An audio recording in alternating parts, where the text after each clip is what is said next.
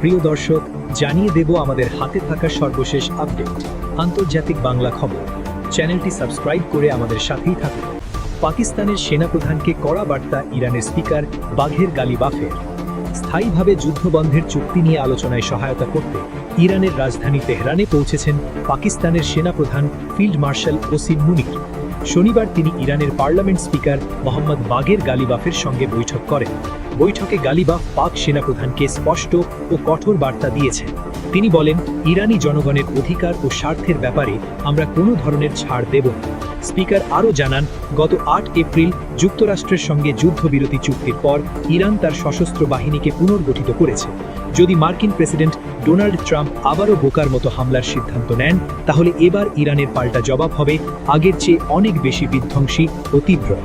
এদিকে সৌদি ভিত্তিক সংবাদ মাধ্যম আল আরাবিয়া শুক্রবার দাবি করেছিল যে যুক্তরাষ্ট্র ও ইরানের মধ্যে একটি খসড়া চুক্তি খুব শীঘ্রই ঘোষণা করা হবে, তবে শেষ পর্যন্ত কোনো ঘোষণা আসেনি। পাকিস্তানের সেনাপ্রধানের এই সফরকে অনেকে ওয়াশিংটন ও তেহরানের মধ্যে সমঝোতার সম্ভাবনার ইঙ্গিত হিসাবে দেখছিলেন, কিন্তু এখনও পর্যন্ত কোনো চূড়ান্ত চুক্তি হয়নি। আল আরাবিয়া যে খসড়া চুক্তির কথা জানিয়েছিল তাতে কয়েকটি গুরুত্বপূর্ণ শর্ত রয়েছে। ১. সব ফ্রন্টে স্থল, আকাশ ও সমুদ্রে তাৎক্ষণিক, স্থায়ী ও নিঃশর্ত যুদ্ধবিরতি।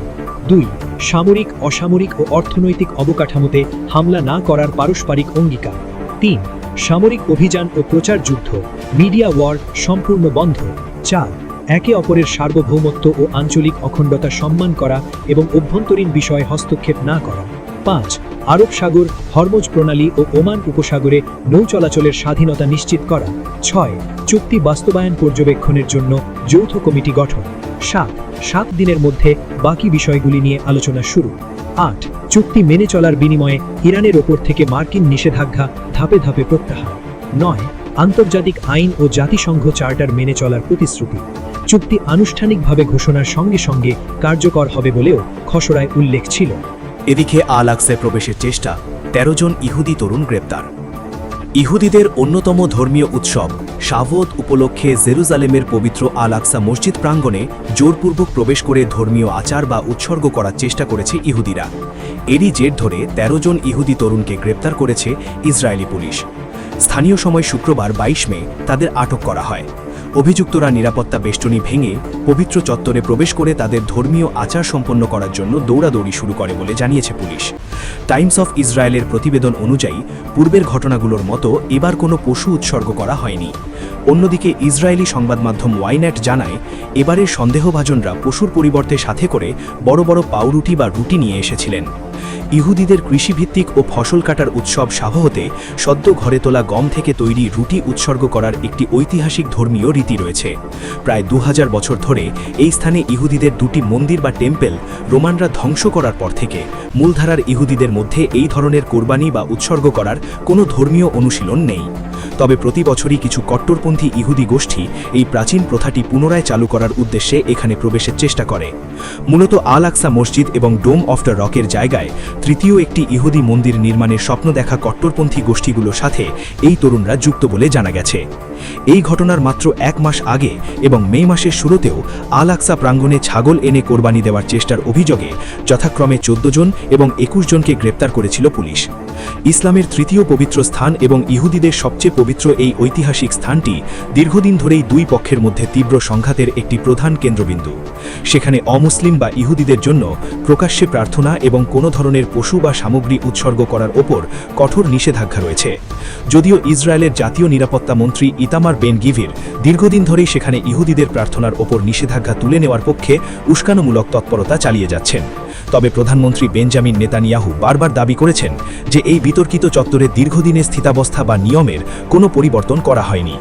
পবিত্র স্থানে এই ধরনের উস্কানিমূলক কর্মকাণ্ডের বিষয়ে ইসরায়েলের মূলধারার ধর্মীয় নেতারাও একমত নন। অনেক ইহুদি ধর্মীয় আইনের অভিভাবক মনে করেন সাধারণ ইহুদিদের জন্য এই পবিত্র চত্বরে পা রাখাই আইনত নিষিদ্ধ।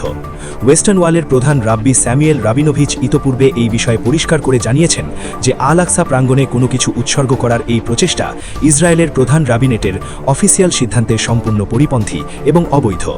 সবশেষ জানিয়ে দেব, গরু কোরবানি বর্জনের আহ্বান। মুসলিমদের নতুন কৌশলে চাপে উগ্রবাদীরা। ভারতে কোরবানি ঈদকে ঘিরে গরু ও মহিষ কোরবানি নিয়ে উত্তেজনার মধ্যে নতুন এক বিতর্কিত বক্তব্য দিয়েছেন হায়দ্রাবাদের প্রখ্যাত ইসলামিক স্কলার মৌলানা মোহাম্মদ জাফর পাশা। তিনি পশ্চিমবঙ্গের মুসলিমদের উদাহরণ টেনে দাবি করেছেন, উগ্রবাদীদের জবাব দিতে কৌশলগতভাবে গরু ও মহিষ কোরবানি থেকে বিরত থাকা উচিত। জাফর পাশা বলেন, মুসলিমদের পশ্চিমবঙ্গ থেকে শিক্ষা নেওয়া উচিত। যদি 1 বছরের জন্য গরু ও মহিষ কেনা বন্ধ রাখা হয়, তাহলে যারা এসব প্রাণীর কোরবানির বিরোধিতা করে তারা বড় ধরনের শিক্ষা পাবে। মুসলিমদের তাদের শিক্ষা দেওয়া উচিত। তিনি অভিযোগ করেন, হায়দ্রাবাদের যেসব মুসলিম গরু ও মহিষ কিনছেন তাদের বিভিন্নভাবে হেনস্থা করা হচ্ছে। এমনকি গোরক্ষকদের বিরুদ্ধে কোরবানির পশু ছিনিয়ে নেওয়ারও অভিযোগ তোলেন তিনি। মৌলানা জাফর পাশার ভাষ্য, রাজ্যের মুখ্যমন্ত্রী যদি কঠোর ব্যবস্থা নেন তাহলে কেউ মুসলিমদের কাছ থেকে কোরবানির পশু ছিনিয়ে নেওয়ার সাহস পাবে না। তিনি আরও বলেন, রাজ্যে বসানো বিভিন্ন চেকপয়েন্ট দ্রুত প্রত্যাহার করা উচিত। তার মতে, প্রশাসন একদিকে মুসলিমদের আশ্বস্ত করার চেষ্টা করছে, অন্যদিকে গোরক্ষকদের বাড়াবাড়ি করতে সুযোগ দিচ্ছে। সম্প্রতি পশ্চিমবঙ্গে ক্ষমতায় আসা হিন্দুত্ববাদী বিজেপি সরকার অনুমতি ছাড়া গরু ও মহিষ জবাইয়ের ওপর নিষেধাজ্ঞা আরোপ করেছে।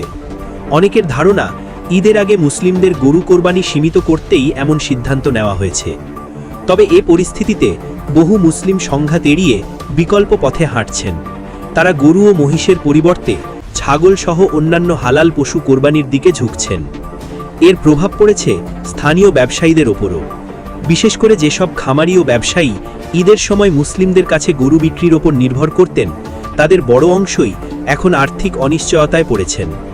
উল্লেখযোগ্যভাবে এসব ব্যবসায়ীর অনেকেই হিন্দু ধর্মাবলম্বী।